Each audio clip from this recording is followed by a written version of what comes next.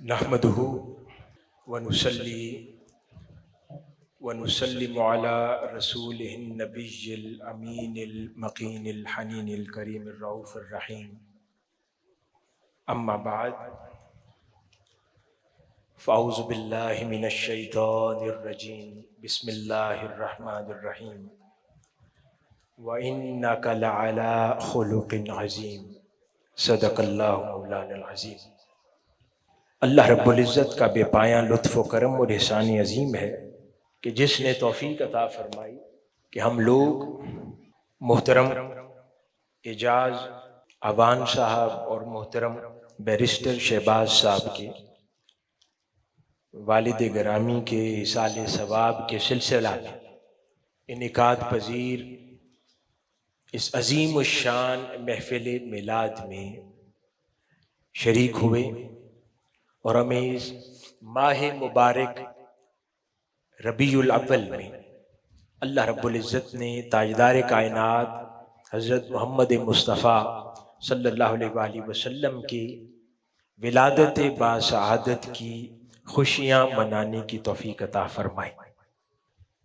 حاضرین محترم، تاجدار کائنات حضرت محمد مصطفیٰ صلی اللہ علیہ وآلہ وسلم کی ولادت باسعادت کی خوشیاں منانا یہ تبھی ممکن ہوتا ہے کہ جب اللہ رب العزت امت محمدی صلی اللہ علیہ وآلہ وسلم میں کسی پر اپنا کرم اور انعام فرمائے، تو اسی کے نصیب میں اپنے حبیب مکرم صلی اللہ علیہ وآلہ وسلم کی ولادت باسعادت کی خوشیاں منانا لکھتا ہے، کیونکہ یہ ایک ایسی عظیم نعمت ہے وہ ہر کسی کو نصیب نہیں کرتا، تو حضور کی خوشی میں خوش ہونا نصیب والوں کے حصے میں آتا ہے۔ حاضرین محترم، ایک لفظ عموماً ہم استعمال کرتے ہیں اخلاق یا خلق، خلق حسن بھی کہتے ہیں، اخلاق حسنہ بھی کہتے ہیں۔ یہ عموماً ہم ان کا تذکرہ کثرت سے کرتے ہیں، اور قرآن مجید میں بھی جا بجا تاجدار کائنات حضرت محمد مصطفیٰ صلی اللہ علیہ وآلہ وسلم کے اخلاق مبارکہ کو بیان کرتے ہوئے یہ الفاظ آئے جن کا عموماً ہم تذکرہ کرتے ہیں۔ تو یہ سمجھنا ضروری ہے کہ در حقیقت خلق ہوتا کیا ہے، اخلاق کسے کہتے ہیں۔ خلق اللہ رب العزت کے حضور انسانی بندگی کے اعلیٰ ترین خصائص میں سے ایک ہے کہ اگر کسی بھی خاص خصوصیت کے ساتھ اگر انسان اللہ کے حضور بندگی بجا لا سکتا ہے تو وہ عظیم ترین اعمال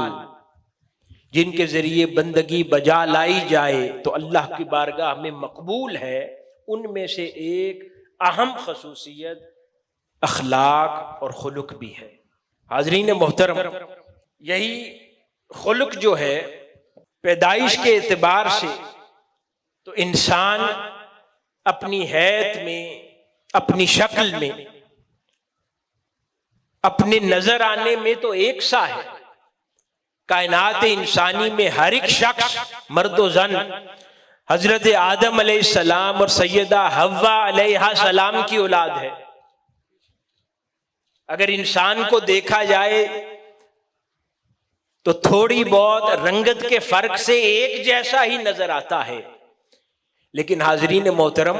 یہ اخلاق اور خلق ایسی چیز ہے جو انسانوں کے درمیان فرق کرتی ہے۔ نظر آنے میں، جسامت میں، اپنی ساخت میں انسان ایک ہے، لیکن خلق کسی بھی انسان کو مشہور کرتی ہے، وہی خلق ہی کسی بھی انسان کو بدنام کرتا ہے۔ تو انسانوں کے درمیان فرق بھی خلق ہی پیدا کرتا ہے، اور اس خلق کی جمع اخلاق ہے، جس کو عمومی زبان میں ہم کہتے ہیں انسان کے اخلاق۔ حاضرین گرامی، یہاں پر یہ بات بھی سمجھنا نہایت ہی ضروری ہے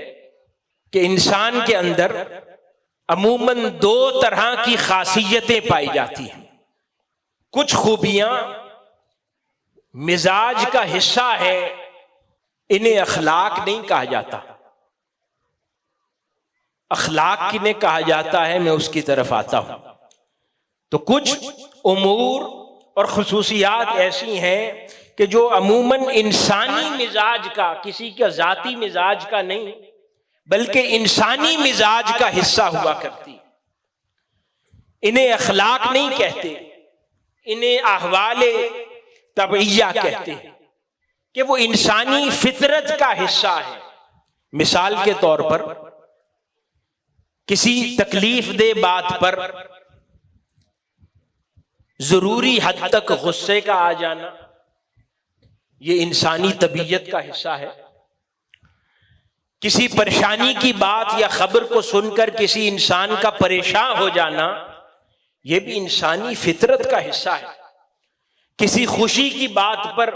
انسان کا مسکرا دینا، یہ بھی انسان کی طبیعت کا حصہ ہے. اور کسی غم کی بات پر کسی کا غم زدہ ہو جانا یا آنسو کا بہا دینا، یہ بھی انسانی فطرت کا حصہ ہے. تو عموماً ان امور کو اخلاق کی کیٹیگری میں نہیں ڈالیں گے، یہ انسانی مزاج کا، اس کی طبیعت کا حصہ ہے. تو پھر سوال پیدا ہوتا ہے کہ اگر یہ عمومی انسانی مزاج کا حصہ ہے تو اخلاق کسے کہیں گے؟ تو حاضرین گرامی، اخلاق اس شے کا نام ہے کہ اپنے اوپر جبر کیے بغیر انسان کا میلان خیر کے کاموں کی طرف ہو، انسان کا میلان لوگوں کی تکلیف دور کرنے کی طرف ہو، انسان کا میلان لوگوں کی غمگساری کرنے کی طرف ہو، انسان کا میلان لوگوں کی عیادت کرنے کی طرف ہو، انسان کا میلان لوگوں کی تکلیف دور کرنے کی طرف ہو،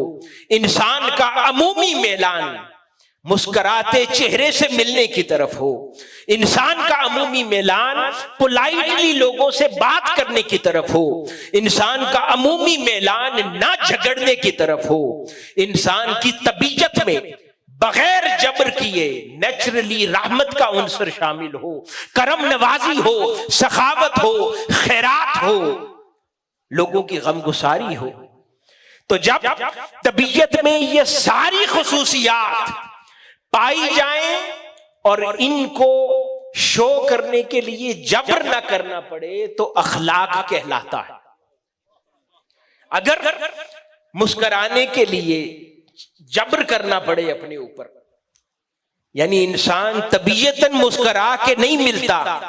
اسے مسکرانے کے لیے اپنے اوپر جبر کرنا پڑے، اس کے اندر لوگوں کے ساتھ ملنا نہیں ہے، اپنے اوپر جبر کر کے لوگوں سے ملاقات کرے. کوئی بیمار ہو جائے تو آسانی سے اس کی خبر گیری کرنا اس کی طبیعت کا حصہ نہیں ہے، لیکن اپنے اوپر جبر کر کے لوگوں کی عیادت کرے تو اسے اخلاق نہیں کہتے. وہ کوشش کر رہا ہے اچھی عادات کی.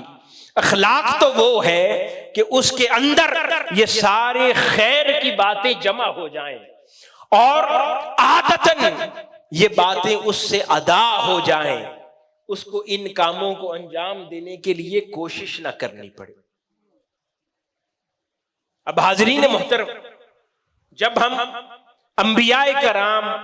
اور عظیم المرتبت اولیاء اللہ کی بات کرتے ہیں، یعنی اللہ رب العزت کے انبیاء اور جلیل القدر اولیاء کی بات کرتے ہیں، تو اللہ رب العزت یہ اخلاق حسنہ، اچھے اخلاق جو میں نے عرض کیا کہ طبیعت کا حصہ بن جائیں، ان اخلاق کو اللہ رب العزت انبیاء کرام اور اپنے جلیل القدر اولیاء اللہ کی طبیعتوں میں ان کی ولادت سے ہی داخل کر دیتا ہے. ان کو بعد میں ان پر محنت نہیں کرنی پڑتی. یہ خوبصورت اخلاق، یہ اچھی باتیں، یہ مسکراہٹیں، حضور شیخ الاسلام کا چہرہ دیکھتے ہیں نا کہ ہر وقت آپ کے چہرے کے اوپر ایک تازگی اور مسکراہٹ یہاں رہتی ہے. تو یہ مسکراہٹیں، یہ اچھے اخلاق، یہ لوگوں کے غم میں شریک ہو جانا، یہ عیادتیں کرنا، لوگوں کی مدد کرنا، یہ اچھا اخلاق ان کی پیدائش سے ان میں داخل کر دیتا ہے۔ لیکن اس کا یہ مطلب نہیں ہے کہ اگر کسی کی پیدائش سے اچھے اخلاق نہیں کسی میں داخل ہوئے تو وہ داخل ہو نہیں سکتے، نہیں، یہ اچھے اخلاق اور اخلاق حسنہ تاجدار کائنات صلی اللہ علیہ وآلہ وسلم کی حدیث مبارکہ کی روشنی میں ہمیں یہ بات سمجھ آتی ہے کہ یہ اکتسابی بھی ہے اور جبلی بھی ہے، یعنی کہ پیدائش کے وقت سے بھی یہ اخلاق حسنہ کسی پر خدا کرم نوازی کرے تو دے دیتا ہے، اور کسی کو نہ دے تو وہ زندگی میں کسی اللہ والے کی صحبت اختیار کر کے، کسی شیخ کامل کی صحبت اختیار کر کے، کسی عظیم المرتبت استاد، مربی، شیخ اور قائد کے بارگاہ میں بیٹھ کر اچھے اخلاق پر محنت کر کے بھی اڈاپٹ کر سکتا ہے، یعنی جبلی بھی ہے اور اکتسابی بھی ہے۔ فرق یہ ہے کہ انبیاء کرام کو جب اللہ پاک ان کی پیدائش سے اچھے اخلاق سے نوازتا ہے تو وہ اچھے اخلاق کا کمال عطا کر دیتا ہے، وہ پھر زندگی بھر ان پر عمل پیرا رہتے ہیں۔ اور جلیل القدر اولیاء اللہ، ان کو بھی ان کی پیدائش پر ان کی طبیعتوں میں اچھے اخلاق داخل فرما دیتا ہے، اس لیے ان کے بچپن میں بھی وہ کبھی روڈ نہیں ہوتے، ان کے بچپن بھی ہنسی ہوتے ہیں، ان اولیاء اللہ کے بچپن بھی شفیق ہوتے ہیں، مہربان ہوتے ہیں، لوگوں پر کرم نوازی کرنے والے ہوتے ہیں۔ لیکن انبیاء اور اولیاء میں فرق یہ ہے کہ نبی کو جب اس کی پیدائش پر اخلاق دیا جاتا ہے تو اخلاق کا کمال دیا جاتا ہے، لیکن جب ولی کو اس کی پیدائش پر اعلیٰ اخلاق دیا جاتا ہے تو وہ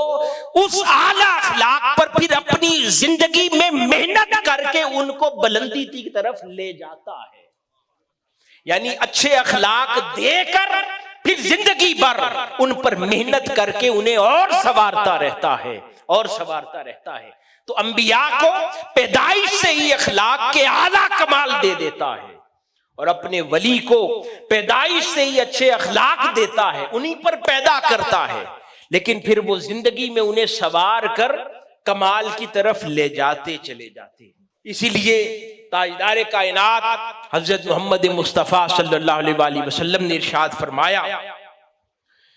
کہ حسن اخلاق نبوت کا 24واں حصہ ہے۔ ہم عموماً اخلاق کو دین کا حصہ مشکل سے سمجھتے ہیں، ہم سمجھتے ہیں کہ دین کے اندر نماز، روزہ، حج، زکوٰۃ تو ہے، حرام حلال کی تمیز تو ہے، لیکن ہم اچھے اخلاق کو، کسی سے مسکرا کے ملنے کو، اچھی بات کہنے کو، نہ جھگڑنا، کسی سے حسد نہ رکھنا، کسی سے بغض نہ رکھنا، کسی کا کینہ نہ رکھنا، لوگوں کے لیے دل کو وسیع کر دینا،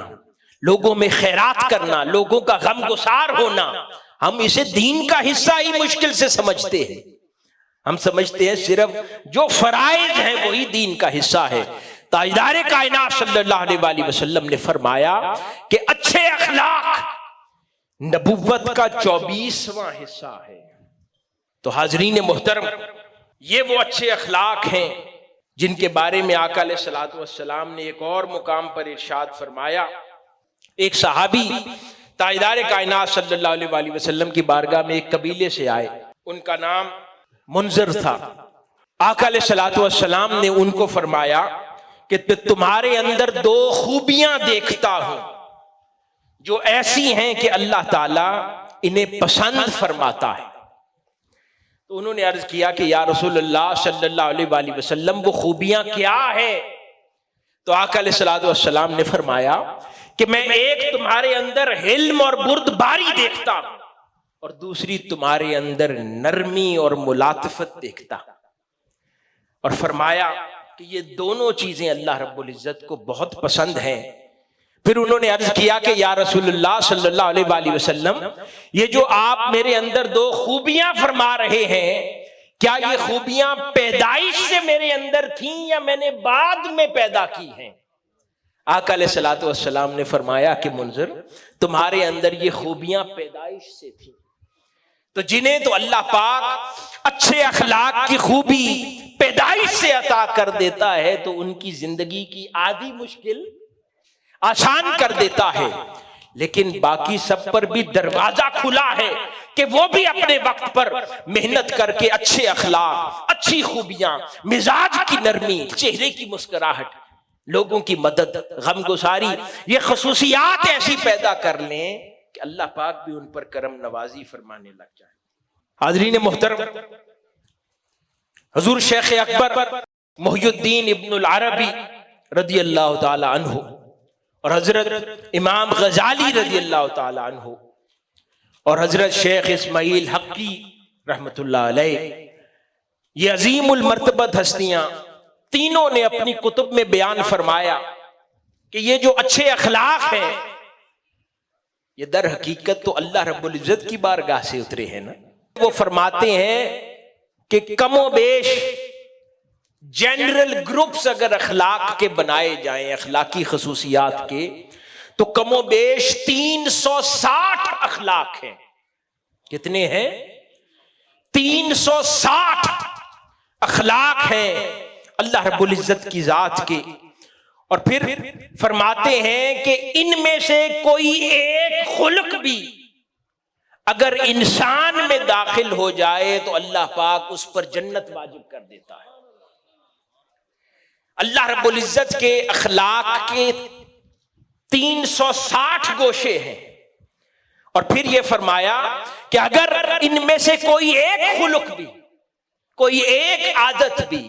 کوئی ایک اچھی بات بھی انسان اپنے اندر داخل کر لے تو اللہ رب العزت اسے جنت میں داخل فرما دے گا۔ اور ناظرین محترم، اللہ پاک نے اپنے انبیاء کرام کو بھی 360 کے 360 خلق جمع کر کے نہیں دیے، کسی میں 2 خلق دیے، کسی میں 4 دیے، کسی میں 7 دیے۔ قربان جائیں تاجدار کائنات حضرت محمد مصطفیٰ صلی اللہ علیہ وآلہ وسلم کی ذات پر کہ سب کا اتفاق ہے کہ حضور نبی اکرم صلی اللہ علیہ وآلہ وسلم کی ذات بابرکات تمام انبیاء میں واحد ذات ہے کہ اللہ پاک نے اپنا ہر خلق حضور کی ذات میں جمع فرما دیا۔ اپنے دیگر انبیاء کو بھی کسی کو 1 کسی کو 2 خلق عطا کیے، تاجدار کائنات صلی اللہ علیہ وآلہ وسلم کو اللہ رب العزت نے اپنے تمام اخلاق سے عطا فرما دیا اور نواز دیا۔ اسی لیے تو جب قرآن مجید میں اللہ رب العزت نے تاجدار کائنات صلی اللہ علیہ وآلہ وسلم کے اخلاق حسنہ اور خلق کا ذکر فرمایا تو فرمایا وَإِنَّكَ لَعَلَىٰ خُلُقٍ عَظِيمٍ، اور بے شک آپ خلق عظیم کے اعلیٰ مرتبے پر فائز ہیں۔ ناظرین محترم، اور جب اللہ رب العزت عظیم لفظ استعمال فرماتا ہے تو وہ یہ کہتا ہے کہ حد ہو گئی۔ جہاں پر وہ لفظ کسی شے کے ساتھ لفظ عظیم لگاتا ہے تو وہ کہنے کا مطلب یہ ہوتا ہے کہ اس سے آگے کچھ نہیں ہے۔ ذرا دیکھیے کہ اللہ رب العزت قرآن مجید میں عظیم کہاں کہاں لگاتا ہے۔ اللہ رب العزت لفظ عظیم اپنے ساتھ لگاتا ہے کہ رب العظیم، کہ ربوبیت کی انتہا ہے۔ اپنی جب بات فرماتا ہے تو فرماتا ہے کہ مجازی رب تو بہت ہیں، والدین بھی ہیں، لیکن فرماتا ہے کہ جب بات اس رب قادر کی آتی ہے تو پھر وہ عظیم رب ہے کہ پھر اس کے اوپر کسی کی مثال بھی نہیں دی جا سکتی۔ پھر وہ عظیم کہتا ہے تو قرآن کو کہتا ہے کہ بہت سی وحییں اتری ہیں، بہت سی آسمانی کتابیں اتری ہیں، بہت سے صحائف اترے ہیں، بڑی کتابیں لکھی گئیں اور بڑی لکھی جائیں گی، مگر کہا قرآن عظیم ہے کہ اس کے اوپر پھر کتاب کی مثال بھی نہیں دی جا سکتی۔ سب سے اونچی مثال پھر قرآن ہے کہ قرآن سے اوپر پھر کسی کی بات نہیں، اس لیے کہا قرآن عظیم ہے۔ کبھی کہتا ہے کہ یوم القیامہ عظیم ہے کہ دنوں میں بہت دن ہیں، کہیں یوم العرفہ بھی ہے، کہیں 9 اور 10 محرم الحرام بھی ہے، کہیں پر کوئی دن ہے، کہیں پر کوئی ہے، کہیں رمضان ہے، کہیں لیلۃ القدر ہے، ایام تو بہت ہیں، مگر جب قیامت کی بات کرتا ہے تو کہتے ہیں وہ یوم العظیم ہے، اس سے اوپر پھر کوئی دن نہیں ہے، سب سے بڑا دن وہ ہے۔ حاضرین محترم، اور پھر جب تاجدار کائنات صلی اللہ علیہ وآلہ وسلم کی اخلاق کی بات کرتا ہے تو فرماتا ہے کہ لعلی خلق عظیم، کہ پھر یہ اخلاق بھی عظیم ہے کہ اس سے اوپر پھر کوئی اخلاق نہیں ہے، کسی کے اخلاق کی اس سے اوپر مثال ہی نہیں دی جا سکتی، کیونکہ تاجدار کائنات صلی اللہ علیہ وآلہ وسلم کا اخلاق سب سے بلند ہے۔ حاضرین محترم، سیدہ عائشہ صدیقہ رضی اللہ تعالی عنہ کی بارگاہ میں ایک صحابی آئے، عرض کیا اور پوچھا کہ سیدہ تاجدار کائنات صلی اللہ علیہ وآلہ وسلم کے اخلاق کیسے تھے؟ معروف حدیث مبارکہ ہے۔ تو سیدہ عائشہ صدیقہ رضی اللہ تعالی عنہ نے فرمایا کہ کیا تم نے قرآن نہیں پڑھا؟ وہ عرض کرنے لگے کہ پڑھا ہے، تو فرمایا کہ پھر وہ قرآن ہی میرے مصطفیٰ کے اخلاق تھے، یعنی کل قرآن تاجدار کائنات صلی اللہ علیہ وآلہ وسلم کا خلق تھا۔ اب یہاں پر اس حدیث مبارکہ کی شرح حضور شیخ الاسلام بہت خوبصورت ارشاد فرماتے ہیں۔ آپ فرماتے ہیں کہ جب تاجدار کائنات صلی اللہ علیہ وآلہ وسلم کی ولادت باسعادت ہوئی تو تمام انبیاء کو اللہ رب العزت اخلاق کے کمال پر پیدا فرماتا ہے، تو تاجدار کائنات صلی اللہ علیہ وآلہ وسلم کو بھی اخلاق کے کمال پر پیدا فرمایا، لیکن ہر نبی نبوت کے ساتھ بشر بھی ہوتا ہے، تو اس اخلاق کے اندر طبیعت میں، مزاج میں بشری پیکر کے کچھ پہلو بھی ساتھ آ جاتے ہیں، لیکن اخلاق اپنے کمال پر ہوتے ہیں، یعنی وہ اخلاق یوں کہہ لیں کہ بطور بشر اخلاق اپنے کمال پر ہوتے ہیں انبیاء کے، لیکن تاجدار کائنات صلی اللہ علیہ وآلہ وسلم کو تو اللہ رب العزت نے عظیم خلق کے درجے پر فائز فرمانا تھا، اس لیے پیدائش پر کمال اخلاق جو دیگر انبیاء کے تھے ویسے اللہ پاک نے کمال اخلاق عطا فرما دیے، جو پھر بشر ہونے کے ناطے دیگر انبیاء کی طرح باقی خصوصیات جو بشری ساتھ ساتھ تھیں وہ قرآن مجید جو 23 برس میں آیت آیت کر کے نازل ہوتا رہا، حضور شیخ الاسلام فرماتے ہیں وہ در حقیقت ان آیات کی صورت میں اللہ کے اخلاق زمین پر اترتے تھے۔ یہاں پر وہ ایک آیت تاجدار کائنات صلی اللہ علیہ وآلہ وسلم کے قلب اطہر پر نازل ہوتی، وہاں پر بشری تقاضا جاتا رہتا اور اس بشری پہلو پر اللہ رب العزت کی بارگاہ سے اترا ہوا الوہی پہلو رنگ چڑھا دیتا تھا، اس بشری خلق جاتا رہتا اور اللہ رب العزت کا اخلاق اس پر رنگ چڑھا دیتا تھا، یوں ایک ایک آیت اترتی جاتی اور تاجدار کائنات صلی اللہ علیہ وآلہ وسلم کے مزاج اقدس سے بشری پہلو جاتے رہتے اور الوہی پہلو اپنی جگہ بناتے چلے جاتے، یوں 23 برس میں آیت آیت کر کے اللہ کے اخلاق قلب مصطفیٰ پر اترتے رہے صلی اللہ علیہ وآلہ وسلم، اور آقا علیہ الصلوۃ والسلام کے اپنے اخلاق خدا کے اخلاق سے بدلتے رہے۔ وہاں پر اعلان ہوا کہ آج ہم نے قرآن اور دین مکمل کر دیا، وہ در حقیقت اعلان تھا کہ اے حبیب آج یہ اخلاق کے تبدیل ہونے کا مرحلہ مکمل کر دیا، آج اب کچھ آپ کا نہ رہا، سب کچھ میرا ہو گیا، اب صرف جسم مصطفیٰ کا ہے، اخلاق خدا کے ہے۔ جب یہ نوبت آ گئی تبھی پھر خدا نے کہا نا کہ میرے محبوب وہ کنکریاں آپ نے نہیں ماری، وہ آپ کے خدا نے ماری ہے، کیونکہ پھر مارنا عمل ہے، صفت ہے تو جسم مصطفیٰ کا تھا، صفات خدا کی تھی، پھر محبوب کچھ کہے تب بھی مولا کہتا ہے محبوب آپ نہیں ہم کہتے ہیں، مصطفیٰ دشمن کی طرف کنکریاں ہی کیوں نہ ماریں تو خدا کہتا ہے محبوب آپ نے نہیں ہم نے ماری ہے۔ تو در حقیقت سیدہ عائشہ صدیقہ رضی اللہ تعالی عنہا اس راز سے پردہ اٹھا رہی تھیں کہ جب کہا کہ قرآن ہی مصطفیٰ کے اخلاق ہے صلی اللہ علیہ وآلہ وسلم سے، اس سے مراد یہ تھا کہ ارے قرآن کے اندر ہر ایک آیت میرے محبوب کا کوئی ایک اخلاق ہے، اور ان آیات کے ذریعے خدا کے اخلاق زمین پر اترے ہیں، اور جن میں آقا علیہ الصلوۃ والسلام کو رنگ دیا گیا، اور پھر پوری انسانیت کو ندا دی گئی کہ خدا کے اخلاق اپنے محبوب کے ذریعے زمین پر اتار دیے گئے ہیں۔ اب اے انسانیت، اب میرے مصطفیٰ کو فالو کرو، اب میرے محبوب کی اطاعت و اتباع کرو، اور اپنی زندگیوں میں بھی اچھے اخلاق داخل کرنے کی کوشش کرو۔ ناظرین محترم، حاضرین محترم، میں نے عرض کیا کہ انبیاء کرام کو ان کے اندر اللہ رب العزت نے اپنے سارے اخلاق جمع نہیں فرمائے۔ کسی کو جب ہم اسماء الحسنہ کی بھی بات کرتے ہیں، 99 نام پڑھتے ہیں اللہ رب العزت کے، وہ در حقیقت صفاتی نام ہیں، اللہ رب العزت کے اخلاق ہیں، خلق ہیں، مختلف صفتیں ہیں، ان کو ناموں کی صورت میں ہم پڑھتے ہیں۔ تو ہم 99 پڑھتے ہیں، بزرگوں نے 360 تک بیان فرما دیے۔ ان میں سے انبیاء کرام کے احوال جب ہم قرآن مجید میں دیکھتے ہیں تو ہم دیکھتے ہیں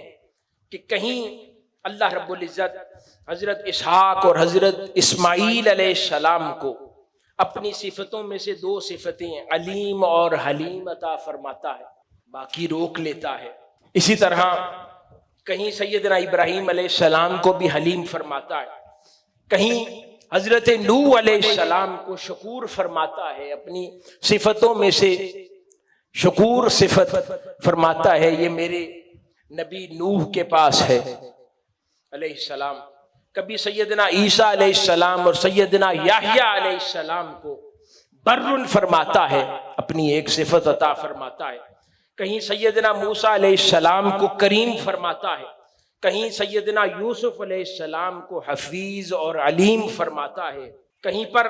حضرت اسماعیل علیہ السلام کو صادق فرماتا ہے، کہیں حضرت ایوب علیہ السلام کو صابر فرماتا ہے۔ تو اگر آپ قرآن مجید کا مطالعہ کریں تو آپ کو مختلف مقامات پر انبیاء کے لیے اللہ رب العزت نے کسی کے لیے ایک صفت استعمال فرمائی، کسی کو اپنے خلق کا ایک رنگ عطا فرمایا، کسی کو 2 رنگ عطا فرمائے جو قرآن مجید میں بیان فرما دیا۔ مگر جب تاجدار کائنات صلی اللہ علیہ وآلہ وسلم کی بات آئی تو قرآن مجید کا مطالعہ فرمائیں تو اللہ رب العزت جا بجا مختلف آیات میں ہر وہ صفت اللہ رب العزت نے اپنے محبوب کو عطا فرما دی جو صفاتی نام اپنے لیے بیان فرمایا۔ یہی وہ شرح اس حدیث کی جو حضور شیخ الاسلام نے فرمائی کہ وہ آیت اترتی جاتی تھی اور اللہ کا اخلاق حضور نبی اکرم صلی اللہ علیہ وآلہ وسلم کے خلق پر چڑھتا چلا جاتا تھا۔ وہی بات کہ اللہ رب العزت نے جہاں جہاں جو صفت جو اخلاق اپنا بیان فرمایا وہی تاجدار کائنات صلی اللہ علیہ وآلہ وسلم کا بیان فرمایا۔ کہیں پر قرآن مجید میں اللہ رب العزت اپنے آپ کو الغنی والحمید فرماتا ہے، حمید میں سے ہی لفظ محمد بھی نکلا ہے، اور اپنے حبیب مکرم صلی اللہ علیہ وآلہ وسلم کو محمد فرماتا ہے۔ کہیں پر قرآن مجید میں ہی اللہ رب العزت اپنے آپ کو رؤوف الرحیم فرماتا ہے، اور تاجدار کائنات صلی اللہ علیہ وآلہ وسلم کی بات آتی ہے تو انہیں بھی اللہ پاک قرآن مجید میں فرماتا ہے حریص علیکم بالمؤمنین رؤوف الرحیم، انہیں بھی رؤوف الرحیم فرماتا ہے۔ کہیں اللہ رب العزت اپنے لیے حق المبین کا لفظ استعمال فرماتا ہے، اور پھر جب آقا علیہ الصلوۃ والسلام کی بات آتی ہے تو حضور کو بھی فرماتا ہے جاءہم الحق ورسول مبین، انہیں بھی حق اور مبین فرماتا ہے۔ اللہ رب العزت اپنے لیے لفظ نور استعمال فرماتا ہے، اللہ نور السماوات والارض، اور تاجدار کائنات صلی اللہ علیہ وآلہ وسلم کی بات آتی ہے تو وہاں بھی فرماتا ہے قد جاءکم من اللہ نور وکتاب مبین، اپنے حبیب مکرم صلی اللہ علیہ وآلہ وسلم کو بھی نور فرما دیتا ہے۔ اللہ رب العزت اپنے آپ کو شہید فرماتا ہے وَقَفَا بِاللَّهِ شَهِيدًا اپنے لیے، اور اپنے حبیب مکرم صلی اللہ علیہ وآلہ وسلم کی بات آتی ہے تو وہاں بھی فرما دیتا ہے شاہدًا ومبشرًا ونذیرًا کہ میرا محبوب بھی شہید ہے، شاہد ہے۔ اپنے لیے اللہ رب العزت لفظ کریم استعمال فرماتا ہے کہ میں کریم مولا ہوں۔ وہ اللہ رب العزت اپنے محبوب کے لیے بھی رسول کریم کا لفظ یوز فرماتا ہے۔ کبھی اللہ رب العزت اپنے لیے فرماتا ہے میں عظیم ہوں، اپنے حبیب مکرم کے لیے بھی ہم نے پہلے بات کی وہ لفظ عظیم استعمال فرماتا ہے۔ کبھی وہ کہتا ہے میں خبیر ہوں، اپنے حبیب مکرم کو بھی خبیر فرماتا ہے قرآن میں۔ کبھی اپنے آپ کو الفتاح فرماتا ہے، اپنے حبیب مکرم صلی اللہ علیہ وآلہ وسلم کو بھی قرآن مجید میں یوں ہی اسی صفت سے نوازتا ہے۔ اپنے آپ کو شکور فرماتا ہے، اپنے نبی مکرم کو بھی عبد شکورا فرماتا ہے۔ اپنے آپ کو علیم فرماتا ہے، نبی مکرم صلی اللہ علیہ وآلہ وسلم کو بھی علیم فرماتا ہے۔ اپنے آپ کو اول و آخر فرماتا ہے، حبیب مکرم صلی اللہ علیہ وآلہ وسلم کو بھی فرماتا ہے محبوب آپ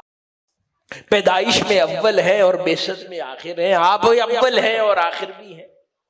اسی طرح اپنے آپ کو القوی جو فرماتا ہے، اپنے حبیب مکرم صلی اللہ علیہ وآلہ وسلم کو بھی قوی فرماتا ہے۔ اپنے آپ کو ولی اور مولا کہتا ہے، اور تاجدار کائنات صلی اللہ علیہ وآلہ وسلم کو بھی فرماتا ہے کہ اللہ اور اس کے رسول ولی ہے مومنوں کی، تو اسے بھی فرماتا ہے۔ اسی طرح جا بجا جتنی صفات باری تعالی، کہیں اپنے آپ کو ہادی فرماتا ہے، المؤمن والمہیمن فرماتا ہے۔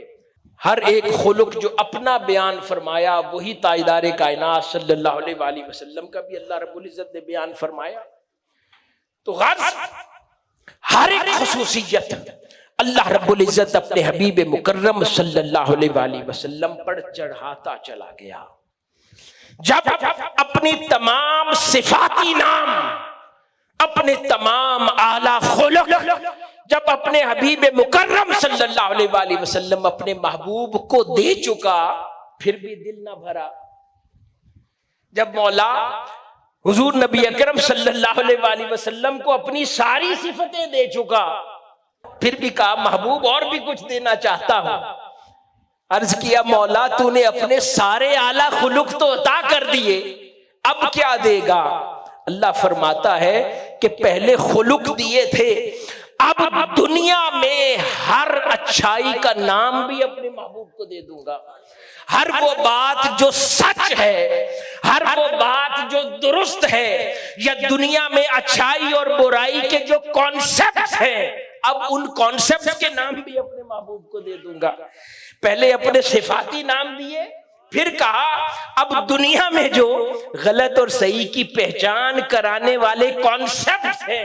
وہ کانسیپٹ بھی محبوب کے نام وار دوں گا۔ کیسے؟ اللہ پاک فرماتا ہے قرآن مجید میں سورۃ فاتحہ میں صراط المستقیم، سیدھا راستہ کانسیپٹ ہے۔ اب بات صفتوں پر نہ رہی، اب بات خلق پر نہ رہی، اب تو بات راستے کی آ گئی۔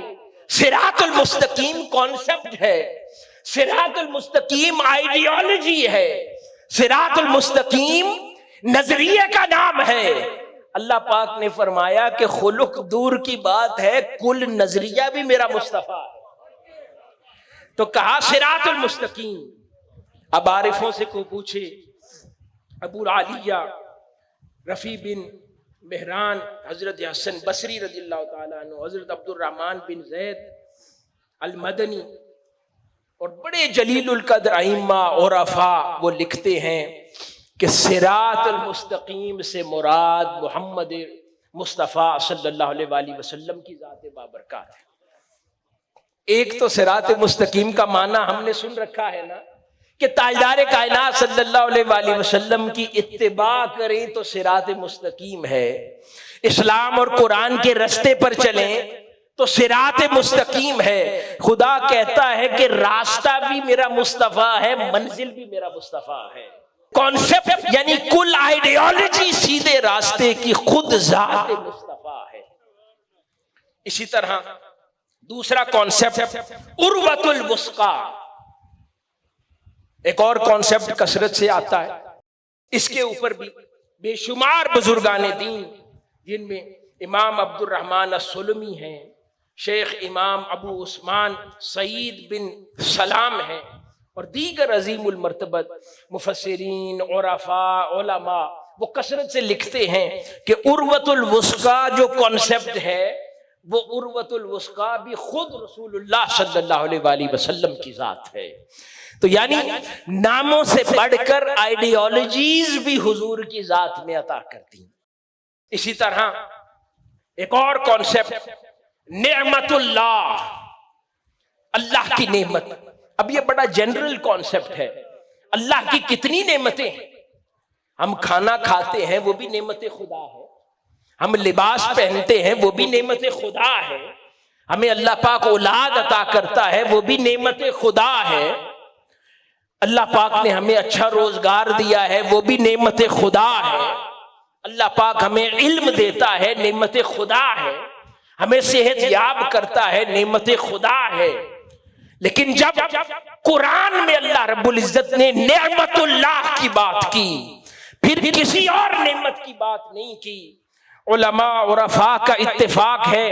وہ بھی کہتے ہیں کہ جب قرآن میں نعمت اللہ کا ذکر آتا ہے تو وہ نعمت اللہ بھی خود وجود مصطفیٰ ہے، کہ جب خدا نعمت کی بات کرتا ہے تو کہتا ہے کہ پھر سب نعمتیں اس بڑی نعمت میں ضم ہے۔ خدا جب اپنی نعمت دی جتلاتا ہے تو صرف اپنے محبوب کو، کہ باقی نعمتیں تو پھر محبوب کے در کی خیرات ہیں۔ ہاں میں اگر کچھ دیا ہوا جتلاتا ہوں تو میں یہ جتلاتا ہوں کہ میں نے تمہیں اپنا مصطفیٰ دیا ہے صلی اللہ علیہ وسلم۔ تو وہ اللہ رب العزت نے جو کانسیپٹ ہے نعمت کا وہ بھی اپنے محبوب پہ وار دیا، کہا کہ نعمت اللہ جہاں کہیں لفظ آئے تو جان لینا اپنے محبوب کی بات کر رہا ہوں۔ اسی طرح حاضرین محترم ایک اور مقام پر کثرت سے ہم سنتے ہیں قرآن مجید میں ذکر اللہ، اللہ کا ذکر۔ اب یہ بھی بڑا جنرل کانسیپٹ ہے، ہم نماز پڑھتے ہیں تو اللہ کا ذکر کرتے ہیں،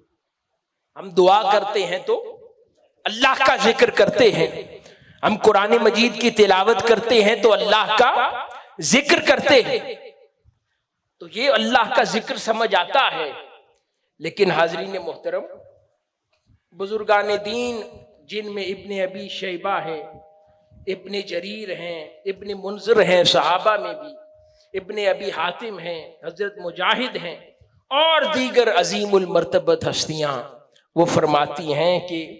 حدیث مبارکہ کی روشنی میں کہ ذکر اللہ سے مراد بھی تاجدار کائنات صلی اللہ علیہ وآلہ وسلم کا ذکر ہے۔ یعنی اللہ نے جو کانسیپٹ ذکر اللہ کا ہے اس کو بھی تاجدار کائنات صلی اللہ علیہ وآلہ وسلم کی ذات قرار دیا۔ اور قرآن میں جب آیا الا بذکر اللہ تطمئن القلوب، کہ اللہ کا ذکر دلوں کا سکون ہے، تو در حقیقت یہ ہستیاں کیا کہہ رہی ہیں؟ وہ نعت کا کیا شعر ہے؟ دلوں سے غم مٹاتا ہے محمد نام ایسا ہے۔ تو اللہ پاک بھی یہ فرما رہا ہے کہ اللہ ذکر اللہ تطمئن القلوب، کہ جو دلوں کا سکون ذکر اللہ ہے وہ محمد نام ہے، میرے محبوب کا نام ہے، میرے محبوب کا ذکر ہے، میرے محبوب کی ذات دلوں کا اطمینان ہے۔ اور یہ کسی علماء نے اپنے ذوق میں یہ بات نہیں کہی۔ جب یہ آیت نازل ہوئی تو صحابہ کرام آقا علیہ الصلوۃ والسلام کی بارگاہ میں حاضر ہوئے، عرض کرنے لگے کہ یا رسول اللہ صلی اللہ علیہ وآلہ وسلم، اس آیت مبارکہ میں جو حکم ہوا کہ اللہ کا ذکر دلوں کا اطمینان ہے، تو وہ ذکر اللہ کیا ہے؟ تو آقا علیہ الصلوۃ والسلام نے فرمایا کہ آپ کے محبوب ہے، یعنی ذکر اللہ اللہ کا رسول حضور کے اہل بیت اور صحابہ ہے، انہیں بھی شامل فرما دیا۔ کہ آقا علیہ السلام فرماتے ہیں کہ اللہ کا رسول، ان کے صحابہ اور ان کے اہل بیت اللہ کا ذکر ہے جن سے دلوں کا اطمینان ہوتا ہے۔ تو جب محافل میلاد میں آتے ہیں، نعتیں سنتے ہیں، حضور کی باتیں سنتے ہیں تو بڑے بڑے غم بھول جاتے ہیں، دل سے غم اتر جاتے ہیں، حضور کی محبت میں گم ہو جاتے ہیں نا۔ کوئی نعت سن لیں تو بڑی تکلیف بھی ہو تو بھول جاتی ہے، دل کو اطمینان نصیب ہو جاتا ہے۔ وہ اس لیے کہ حضور کے ذکر میں خدا کا ذکر ہے، اور خدا کا ذکر دلوں کے لیے اطمینان کا باعث ہوا کرتا ہے۔ تو اس لیے جب محافل میلاد میں آتے ہیں، نعتیں سنتے ہیں، حضور کی محبت کے تذکرے سنتے ہیں، تو یہ جان کر سنا کریں کہ خدا نے کہا ہے، قرآن میں آیا ہے کہ اللہ کا ذکر یعنی ذکر مصطفیٰ صلی اللہ علیہ وآلہ وسلم سے ہی دلوں کو سکون میسر آتا ہے۔ اسی طرح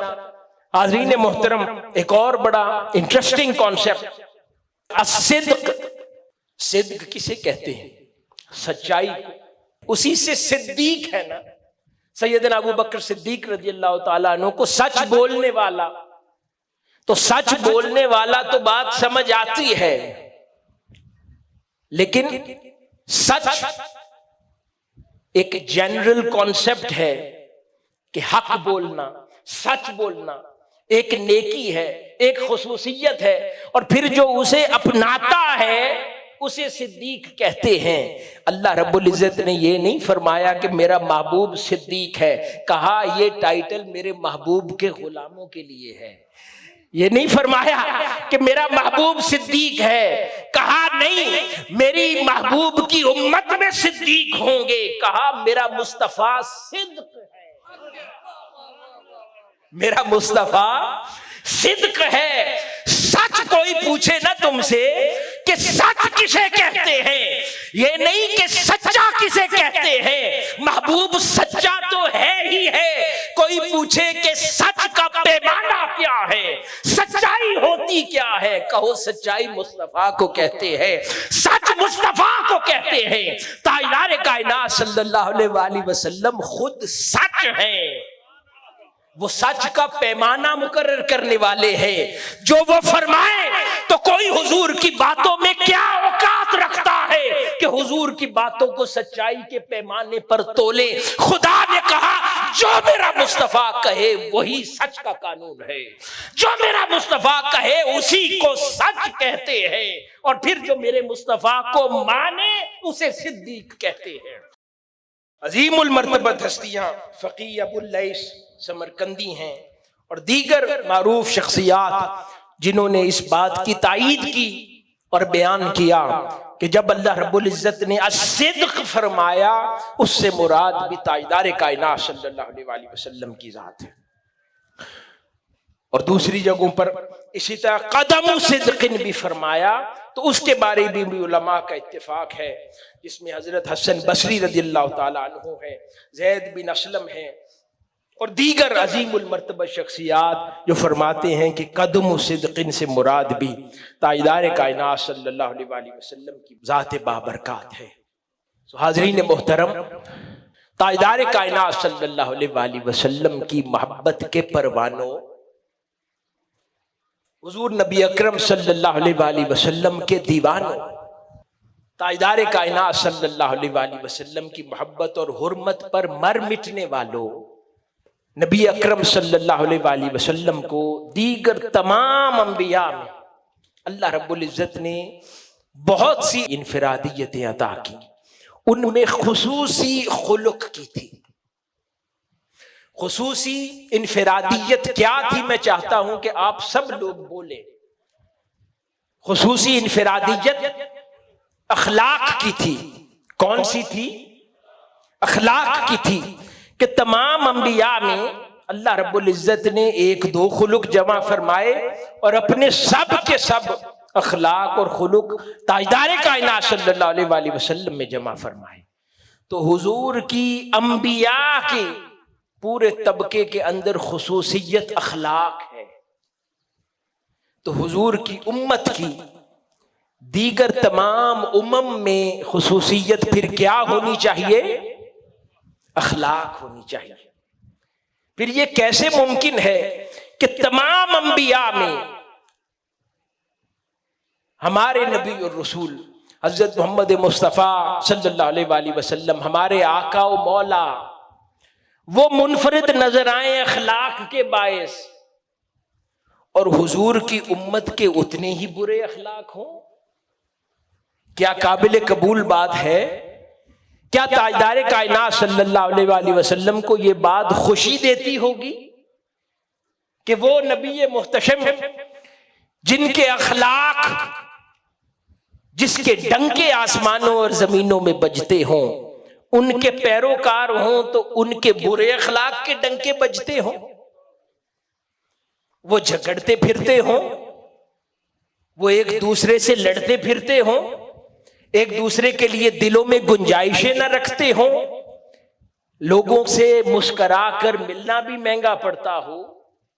لوگوں کے لیے دل تنگ رکھتے ہوں، حسد کرتے ہوں، غیبت کرتے ہوں، بغض اور عناد رکھتے ہوں، ایک دوسرے کے لیے کینہ رکھتے ہوں، ایک دوسرے کو کوئی کامیابی مل جائے تو جلتے ہوں،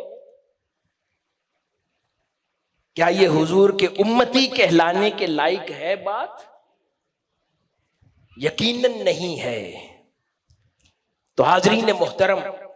یہی وہ پیغام ہے جو پچھلے 40-41 سال سے شیخ الاسلام پروفیسر ڈاکٹر محمد طاہر القادری مدظ اللہ العالی منہاج القرآن کے ذریعے نگر نگر گلی گلی جب تاجدار کائنات صلی اللہ علیہ وآلہ وسلم کی محبت کا فروغ کر رہے ہیں، محبت کا پیغام پہنچاتے ہیں، تو ساتھ یہ پیغام بھی پہنچا رہے ہیں کہ اپنے اخلاق ایسے کر لو کہ جس طرح حضور انبیاء میں اخلاق کے باعث نمایاں تھے، تو حضور کی امتوں میں اخلاق کے باعث نمایاں ہو جائے۔ حضور کی امتوں میں اخلاق کے باعث نمایاں ہو جائے۔ اپنے اندر نرمی پیدا کرنا، حلم پیدا کرنا، برداشت پیدا کرنا، ایک دوسرے کو معاف کرنا سیکھنا، ایک دوسرے کی خوشی میں خوش ہونا، ایک دوسرے کو عزت دینا، ایک دوسرے کو مسکراتے چہرے سے ملنا، کوئی بیمار ہو جائے تو اس کی غمگساری کرنا، کوئی تکلیف میں ہو تو اس کی مدد کرنا۔ یہ میں اپنے بھائیوں سے بھی اور بہنوں سے بھی مخاطب ہوں۔ یہ میلاد النبی صلی اللہ علیہ وآلہ وسلم کا پیغام ہے، اچھے اخلاق۔ آج تو حال یہ ہے، پچھلے دنوں میں ذکر کر رہا تھا کسی سے کہ جہاں پر کہیں روڈ بلاکج دیکھیں، کوئی طویل حصہ سڑک کا بلاکڈ دیکھیں، اور آگے گزرتے ہوئے کہیں دیکھیں کہ لوگ ایک دوسرے سے گاڑی سے اتار کے بری طرح مار رہے ہیں، زخمی کر رہے ہیں، یہ منظر کسی اور نان مسلم ملک میں کبھی نہیں دیکھا۔